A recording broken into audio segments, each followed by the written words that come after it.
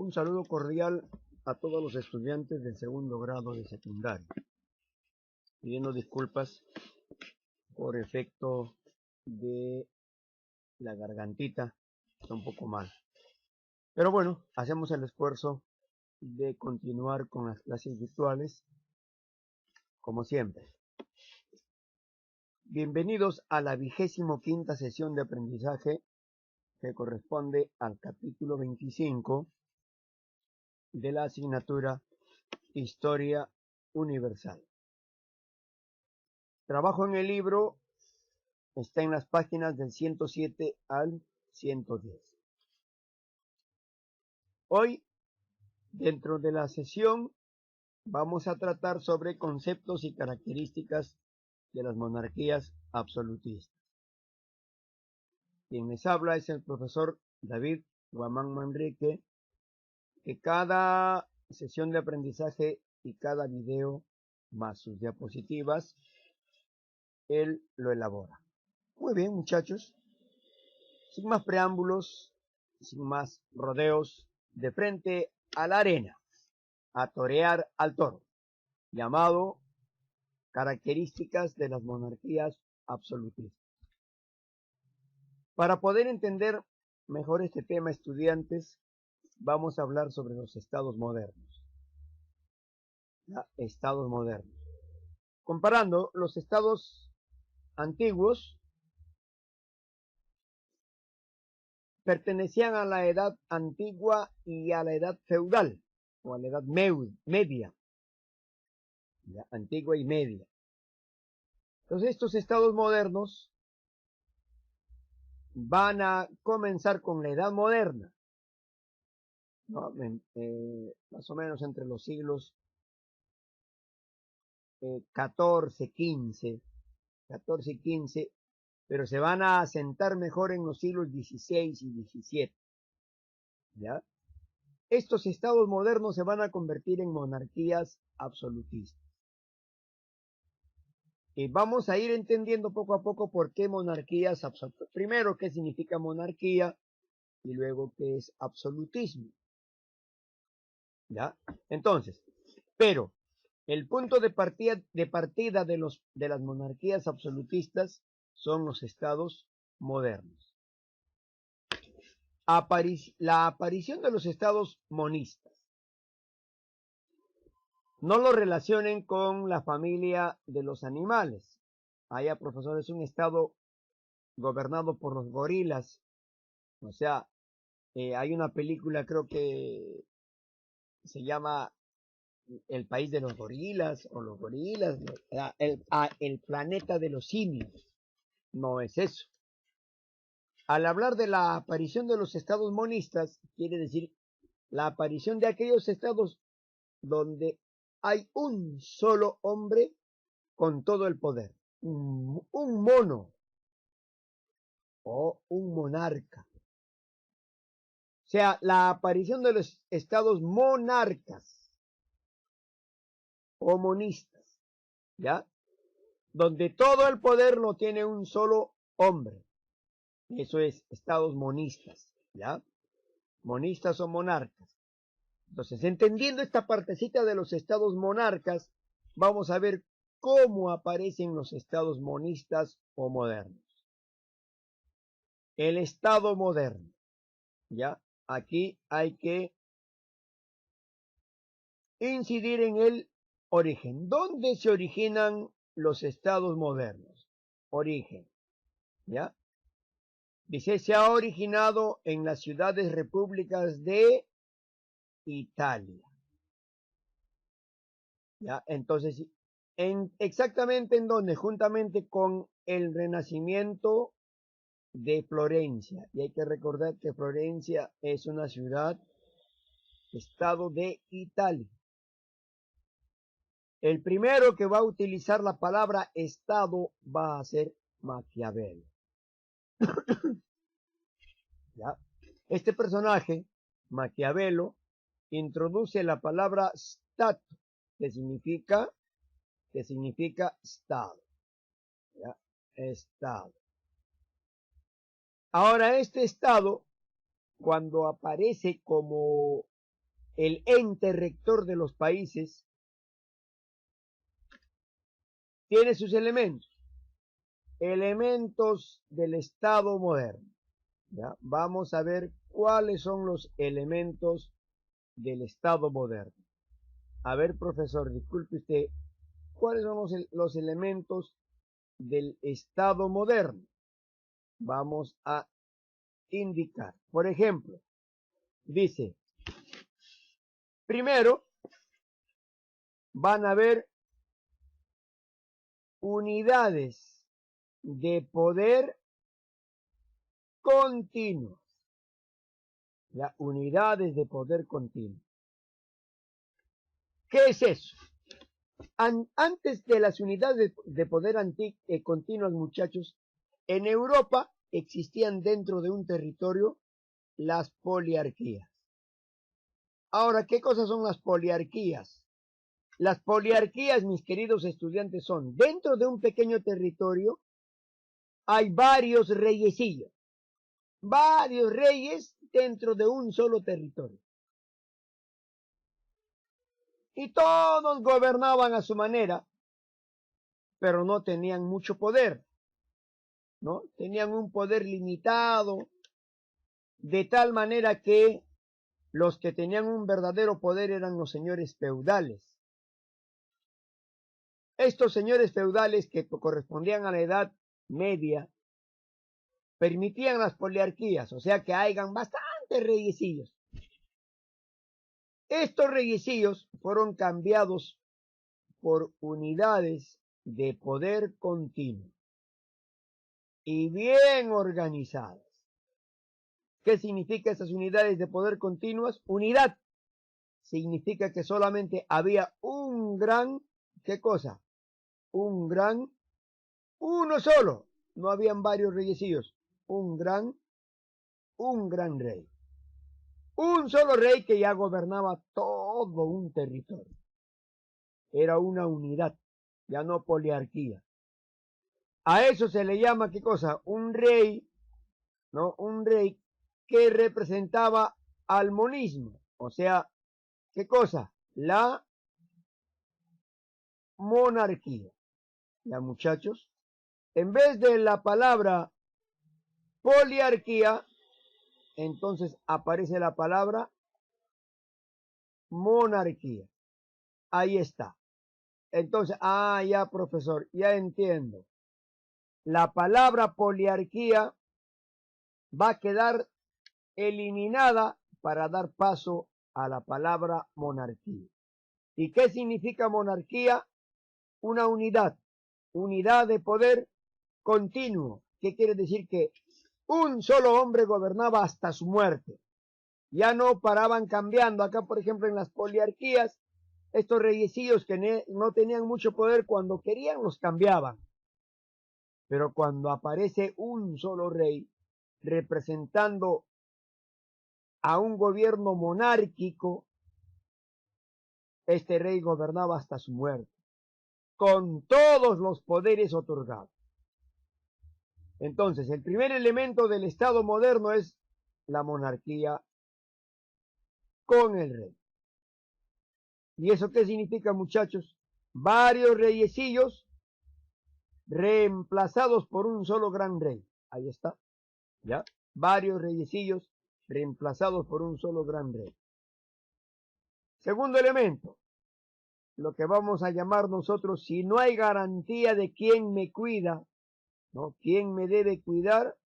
Corro peligro de que alguna vez, ¿qué cosa? Me puedan sacar del poder.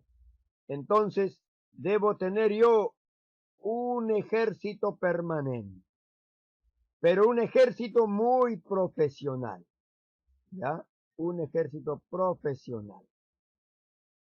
Segundo elemento, entonces, el ejército permanente, ¿ya? Compuesto por hombres profesionales. Otro elemento del Estado moderno, muchachos, no debía faltar, ¿ya? No debía faltar, ¿qué cosa? No debía faltar los funcionarios. ¿ya? Los funcionarios, llamados, acá está, llamados burocracia. La burocracia. Profe, ¿qué cosa es la burocracia? Son funcionarios intermediarios del rey. ¿Qué quiere decir? Que todos estos funcionarios que gobernaban, nombrados por el rey, tenían que ser leales al rey, es decir, tenían que ser hombres de confianza y no traicionar al rey. Estos funcionarios muchas veces eran personas muy preparadas y designadas por el rey para ocupar altos cargos y cualquier cargo que el rey los confiaba. Y así se aseguraba el rey con que nadie se le atreva a traicionar en su cargo. Estos funcionarios, muchachos, prácticamente se convertían en sus, acá está otro elemento, ¿no? Importante, en sus súbditos. Y estos súbditos le debían plena obediencia, ¿eh? Plena obediencia. Entonces estamos viendo tres elementos. La monarquía con un gran rey, un ejército profesional, funcionarios con una burocracia. ¿Y qué es la burocracia? Funcionarios leales al rey y los súbditos con un deber pleno de obediencia ante el rey. Son los elementos de un estado monista. Muy bien, muchachos. Ahora, con el nacimiento de los estados modernos, van a nacer los estados monárquicos. Y aquí está. Primero, clase social que encaminó a los estados modernos fue la burguesía. ¿Ya? Entonces, la burguesía, muchachos, fue la clase social que encaminó la aparición de los estados modernos, la burguesía. Ahí está. ¿Qué es la burguesía? Acá dice, el término burguesía se utiliza en las ciencias sociales para designar a la clase media acomodada y a la clase media alta de la sociedad. Ellos son de la burguesía. Entonces, esta clase media posee cierto capital, por no decir mucho capital. Tiene mucho dinero, cierto nivel cultural y cierto nivel financiero. O sea, de poder tener dinero e invertirlo para hacer regresar grandes capitales. Y es la clase social dominante en el sistema capitalista. O sea, con la burguesía aparece el capitalismo y al mismo tiempo va a aparecer el dominio de la clase media y clase alta dentro de la sociedad. ¿De dónde se origina la burguesía? De los burgos. Los burgos fueron las primeras ciudades que a finales de la Edad Media aparecieron. ¿Ya? Los burgos. Burgos son las primeras ciudades que aparecieron al final de la Edad Media y comienzos de la Edad Moderna. Entonces, estos burgos fueron habitados por burgueses. ¿Y quiénes eran los burgueses? Aquella sociedad, aquella clase social que sepultó, la burguesía sepultó al feudalismo. O sea, es decir, el feudalismo llega a desaparecer. ¿Ya, jóvenes? En ese sentido, la burguesía toma todo el poder y es el que va a instalar en Europa, dentro de cada estado, esos estados modernos. Entonces acá dice, la burguesía es la clase social que crea los estados modernos y a los estados absolutistas. Muy bien, estudiantes. Considerado esto entonces, ¿no?, los estados absolutistas y los estados modernos, vamos a ver entonces la monarquía absolutista. Ya, o sea, un estado moderno es un estado monárquico. Pero ahora al mismo tiempo este estado monárquico se convierte en estado monárquico absolutista. Y veamos su explicación. La monarquía, acá dicen muchachos, la monarquía absolutista, ¿ya?, es una forma de gobierno en la que el rey tiene el poder absoluto. ¿Qué quiere decir? En el gobierno de este rey absoluto no existe la división de poderes. O sea, no hay personas que tengan, en este caso, que tengan, perdón, no hay personas que digan, ah, ¿saben qué? A mí me corresponde, yo represento al poder ejecutivo. Yo represento al poder legislativo. Yo represento al poder judicial, como en el caso del Perú, ¿no? En el caso del Perú, muchachos, el poder ejecutivo lo tiene el presidente de la República y sus ministros. El poder legislativo, el Congreso de la República o los congresistas. Y el poder judicial, todos los jueces del Perú. En cambio, en una monarquía absoluta, no hay presidente de la República, hay un rey. No hay Congreso. No hay jueces. Ahora, si hubiera un poder legislativo y un poder judicial, estos están sometidos a la palabra y a la ordenanza del rey. Y el rey es el que decide lo que tienen que hacer el poder legislativo y el poder judicial, en el caso que hubiera. Eso es monarquía absoluta. Es el inicio del Estado moderno. Ya, aunque la administración de la justicia, acá dice lo que les decía, ¿no?, aunque existiera poder judicial, pueda tener una autonomía relativa en relación al rey, o sea, pueda haber poder judicial, o existan instituciones parlamentarias, o sea, es decir, el poder legislativo, o sea, el parlamento, poder legislativo, y justicia, poder judicial, existan, el monarca absoluto puede cambiar las decisiones o dictámenes de los tribunales en la última instancia o cambiar las leyes a su voluntad. ¿Quién? El rey. Por eso, la palabra del rey es ley. Es como una especie, pero si el presidente de la República no haría caso al Congreso y no haría caso al Poder Judicial, ¿sabe qué? Me importa un comino.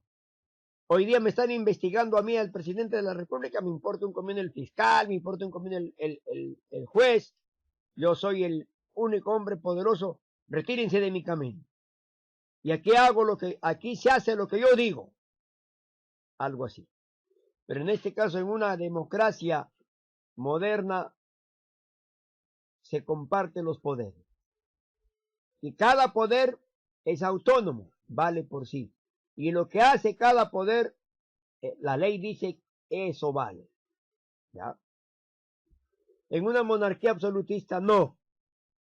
La palabra del rey es ley. Y el único máximo poder que tiene un Estado es la del rey. ¿Quién es el representante máximo de la monarquía absolutista? Va a ser el rey Luis XIV de Francia. El Estado soy yo. Él va a decir la frase, el Estado soy yo. Principal exponente del absolutismo. A este rey también le van a llamar el rey Sol, ¿ya? El rey Sol. Así se le llama, ¿ya? No se nota, no importa. Llamado el rey Sol. Ahora, características de una monarquía absolutista, muchachos. nombra y retira a sus asistentes en el gobierno a su voluntad. Es decir, la burocracia, esos funcionarios, ¿no? Esos funcionarios que ayudaban a gobernar al rey, cuando el rey quería, los sacaba de las funciones y los reemplazaba por otro. Y cuando quería, los mantenía en sus cargos. Por eso dicen, nombraba y retiraba a su voluntad a esa burocracia, a los funcionarios que lo ayudaban a gobernar al rey. El rey concentra todos los poderes solo en su persona, ¿ya? O sea, el poder ejecutivo, el poder legislativo y el poder judicial recaían en su persona, porque no permitía la división de poderes. Por eso se dice que la palabra monarca se produce así. La palabra mono significa uno. La palabra narco significa poder. Si yo junto las dos palabras, mono con narco, va a dar la palabra monarca, que significa uno solo con todos los poderes. Ahora, absolutista, ¿qué significa absolutista? Acá está, absoluto, lo tiene todo, nada se le escapa, eso es absoluto. O sea, tiene todos los poderes, ningún poder deja de pertenecerle al rey o al monarca. Entonces, este monarca, al tener todos los poderes y ningún poder se le escapaba, era un monarca absolutista. ¿Entendido, muchachos? Este es un estado moderno, ¿ya? El nacimiento de los estados modernos en Europa. Monarca absolutista. Uno solo con todos los poderes y ningún poder se le escapa. Es absolutamente dueño de todos los poderes. Ahora imagínense, ¿qué dice?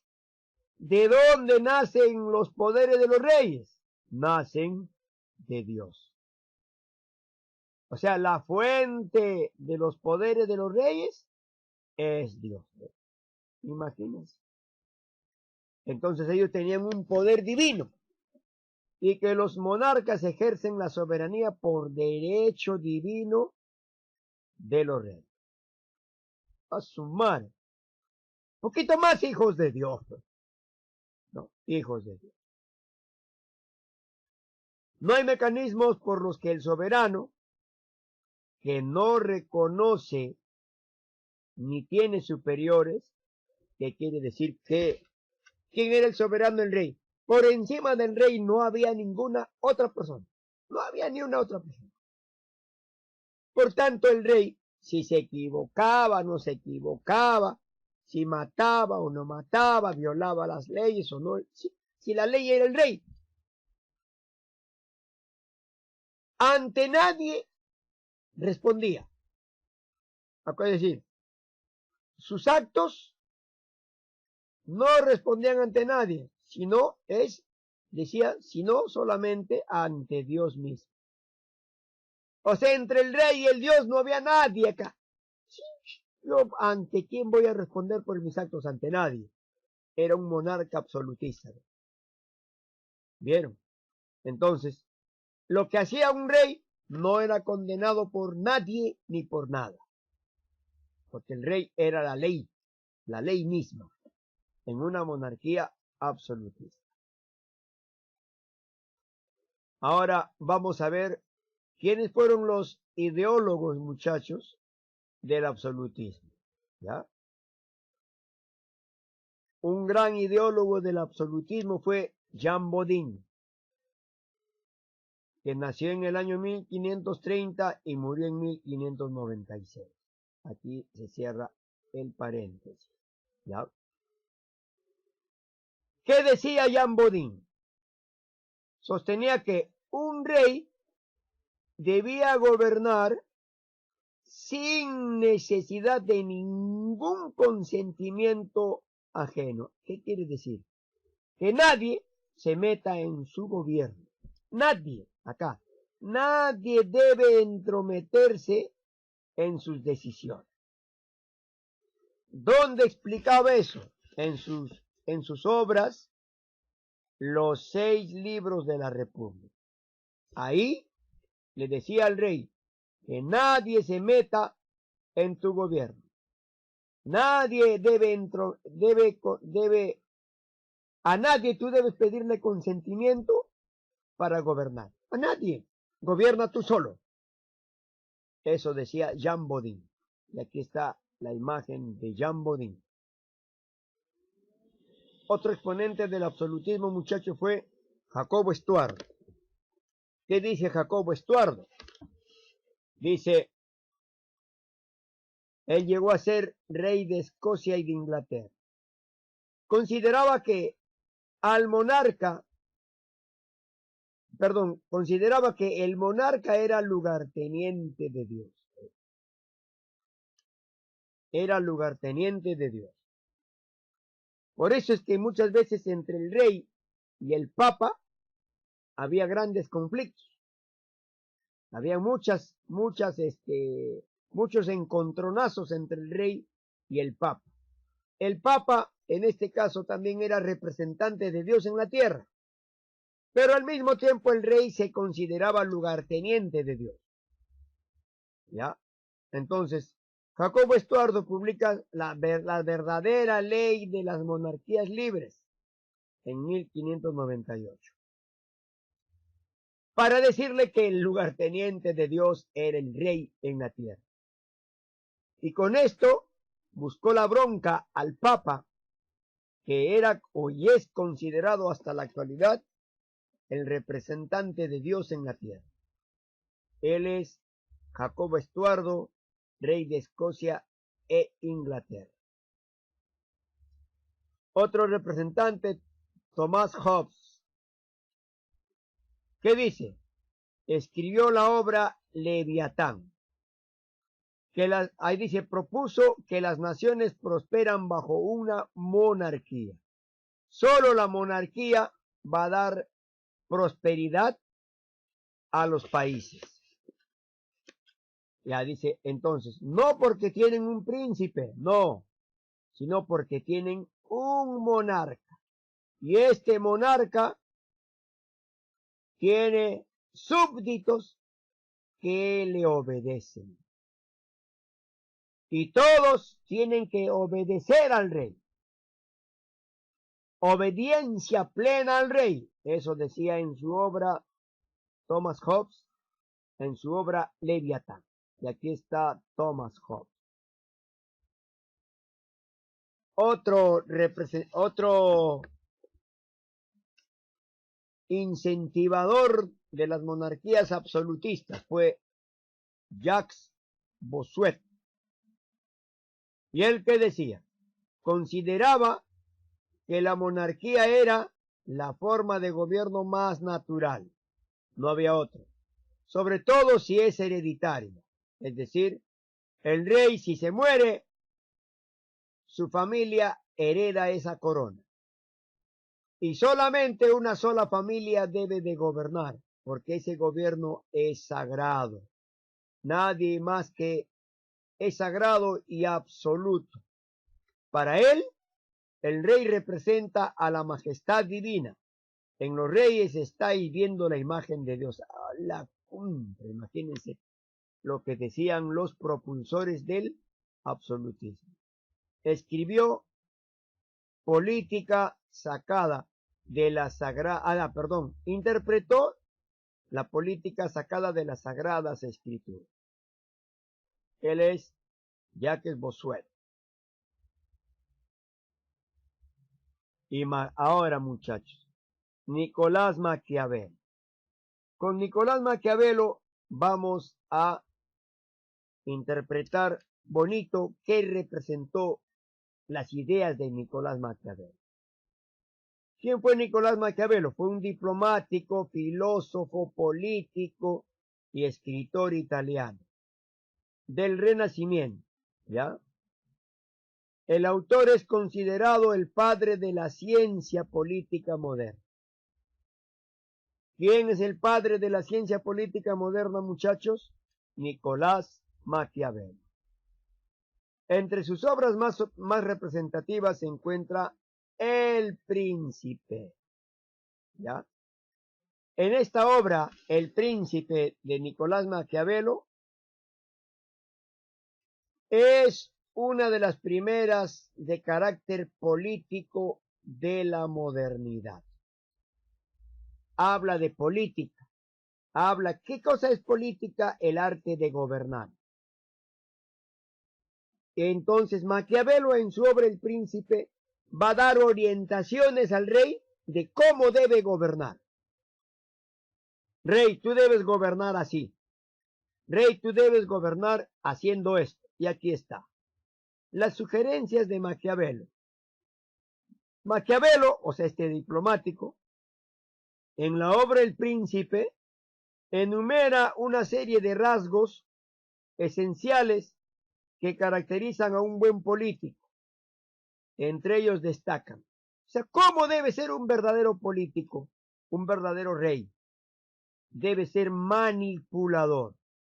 ¿Ya? Debe manipular, ¿qué cosa?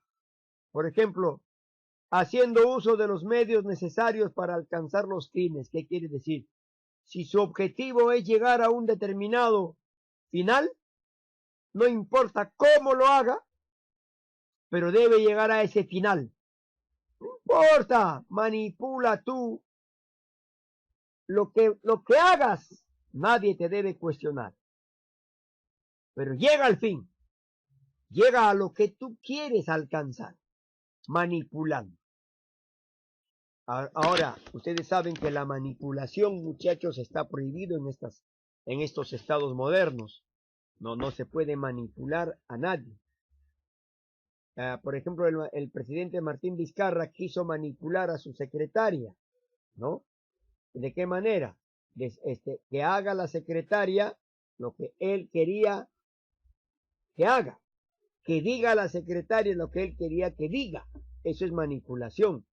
Y por esa razón, por pretender manipular y cambiar el rumbo de la justicia, Martín Vizcarra está siendo acusado y vamos a ver, allí está siendo investigado en estos momentos. Ahora, debes tener tenacidad y astucia para esquivar los obstáculos. Que no te interese la moral, ¿ya? Si tú vas a ser moralista, pierdes. No te interesa, tú se gobierna bajo la inmoralidad, ¿no? Haz daño, miente, etcétera, pero gobierna, porque bajo la inmoralidad la inmoralidad debe estar por encima del bien y por encima del mal. Ingenio, carencia de escrúpulos. A ti no te interesa nada que la gente hable y diga de tu persona. Te cae altamente, mi querido rey, ¿ya? Y aparte, rey, engaña, ¿ya? Debe ser experto en el engaño. Miren estas ideas que pone Maquiavelo. Ahora, por eso se dice, suponiendo en casos y cosas del amor, hay muchos floreros, ¿cierto? Hablan hasta por los codos, ofrecen el oro y el moro, y al final, cuando tú aceptas, caíste en su trampa, todo lo que hablaron se desvanece. ¿Y dónde está el amor? Llegó, usó y se fue. Igual son los candidatos a la presidencia, ¿no? Nos engañan hasta nomás, pero cuando llegan al poder, nada de lo que ofrecieron cumple. Pero nosotros, fiel al castigo, seguimos creyendo en las estupideces, en el floreo, en el bla bla bla de los políticos, en el engaño de los políticos, en las ideas maquiavélicas de los políticos y seguimos votando por él. Aquí está Maquiavelo, el hombre que le decía al rey, manipula, ten astucia, sé inmoral, y engaña. ¿Qué te interesa lo que diga la gente? Lo importante es que tú libres todos los obstáculos y gobiernes libremente. Imagínense, ideas maquiavélicas. Fundamento económico de las monarquías absolutistas. Muchachos, el fundamento económico de las monarquías absolutistas, el mercantilismo. ¿Ya? Aquí está el mercantilismo. ¿Qué es el mercantilismo? Conjunto de ideas políticas o ideas económicas que se desarrollaron durante los siglos XVI, XVII y la primera mitad del siglo XVIII. Se caracterizó por una fuerte intervención del Estado en la economía. El rey interviene sobre la economía. La economía no se escapa del poder del rey. ¿Ya? Dice, coincidente con el desarrollo del absolutismo monárquico. O sea, es decir, el absolutismo monárquico se desarrollaba, entonces también se desarrollaba el mercantilismo. El control absoluto del rey sobre la economía.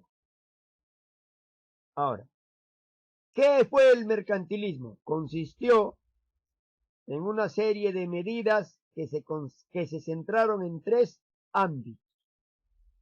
En tres ámbitos. Las relaciones entre el poder político, ya el poder político se relacionaba con la economía. ¿Quién tenía el poder político? El rey. Entonces el rey se metía en la economía. Es lo que significa la segunda parte, la intervención del Estado en la economía. Y el control total de la moneda. ¿Ya? Así tendieron a la regulación estatal de la economía, la unificación del mercado interno, el crecimiento de la población, el aumento de la producción propia, controlando recursos naturales y mercados controlaban los recursos naturales y los mercados exteriores e interiores. Pero ¿cuál era la principal característica de un Estado mercantilista? Esto, muchachos. Prohibió la utilización de sus propios metales. Ahora explico. Si, por ejemplo, yo represento al rey de Francia, digo, los metales que el territorio francés se produce, no lo usemos. No hay que usar los metales del territorio francés. Hay que obtenerlas de otros países. Es decir, vayamos a otros países más débiles y en todo caso, comprémosla a precios baratos. No lo quieren vender, robémosla. Pero hay que obtener de otros países esos metales preciosos y sacar provecho de ellos. Principalmente el oro era el principal metal que ellos obtenían. Y también seguido de ¿qué? Seguido de la plata, muchachos. El oro y la plata, el mercantilismo buscaba sí o sí, el oro y la plata. Por eso es que el mercantilismo al llegar a nuestro país se apoderó a sangre y fuego de todo nuestro oro y de toda nuestra plata y se lo llevaron a España. Nos saquearon. Los mercantilistas, el rey mercantilista español nos saqueó nuestro oro y nuestra plata. Principales exponentes del mercantilismo. Acá tenemos, por ejemplo, a Thomas Moon, a Jean Baptista Colbert, a William Petty y a David Hume.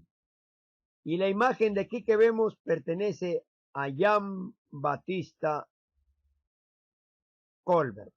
Ya, él es Jean Baptista Colbert, muchachos, uno de los principales exponentes del mercantilismo, ¿ya? Entre los que están Thomas Moon, William Petty y David Hume. Repito, sobresale Jean Baptista Colbert como el representante y exponente máximo del mercantilismo. Bien, mis queridos estudiantes, he expuesto sobre las monarquías absolutistas y una pequeña reseña histórica de cómo aparece y en dónde aparece. Trabajo de extensión. Al término de observar el video, muchachos, desarrollen las prácticas de las páginas 108, 109 y 110. Por eso es que a veces, para darles tiempo de desarrollar estas prácticas, no puedo entrar al Zoom, porque ya yo en esta clase estoy explicando plenamente todo. Y entrar al Zoom solamente es ya quitarles el tiempo del que ustedes necesitan para poder desarrollar esta práctica. Pero vamos a ver, ya yo les haré la indicación correspondiente si entramos o no entramos al Zoom hoy día, muchachos. Minutos antes de que acabe el tiempo de la sesión de clase, o sea, de nuestra clase, lo envían a mi WhatsApp personal.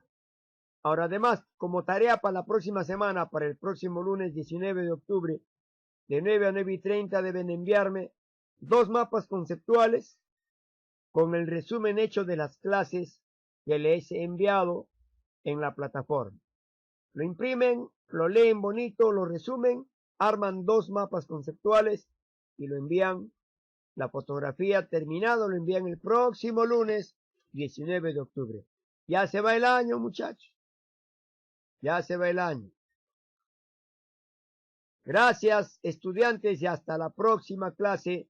Cuídense mucho, mis queridos y extrañados alumnos.